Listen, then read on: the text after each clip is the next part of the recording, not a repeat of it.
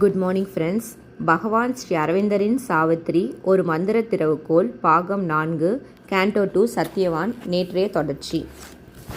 ஒரு பார்வை நமது வாழ்வில் ஏற்படும் ஒரு திருப்பம் நம்முடைய விதியை தீர்மானித்து விடுகிறது. அத்தகைய விதியானது இப்போது சாவித்திரியை சூழ்ந்து கொண்டுள்ளது. சாவித்திரியின் கண்களுக்கு புறம் சார்ந்த மனதிலிருந்து எந்த விதமான எச்சரிக்கை உத்தரவும் வரவில்லை. ஆதலால் அவள் கண்கள் சுதந்திரமாக நாடோடிகளாக திரிகின்றன. இமைகளின் கூடாரத்தில் அக்கறையற்ற ஒற்றனை போன்று குடியிருக்கின்ற அவளது விழிகள் சத்யவானின் அழகை பார்க்கின்றன, பார்த்து ரசிக்கின்றன.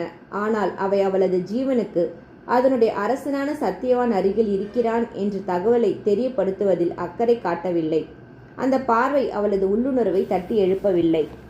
So might she have passed by on chance ignorant roads, missing the call of heaven, losing life's aim. But the God touched in time her conscious soul, her vision settled, caught, and all was changed. Page number 395. அவளுடைய விழிகள் தங்களுடைய கடமையை செய்ய தவறியதன் காரணமாக அவள் அப்படியே அறியாமையுடன் கூடிய பாதைகளில் வழியாக தொடர்ந்து பயணம் செய்திருக்கலாம். சொர்க்கத்தின் அழைப்பை தவறவிட்டிருக்கலாம், வாழ்க்கையின் இலக்கை தொலைத்திருக்கலாம். ஆனால் கடவுள் சரியான நேரத்தில் சாவித்திரியின் உணர்வு கொண்ட ஆன்மாவை தொடுகிறார். அவளுடைய தொடுதலால் சாவித்திரிக்குள் அற்புதமான மாற்றம் நிகழ்கிறது.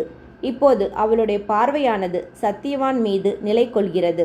நிலை கொண்டு அவனை கைப்பற்றுகிறது. அனைத்துமே இப்போது மாறிப்போகின்றன. அடுத்த தொடர்ச்சி நாளை.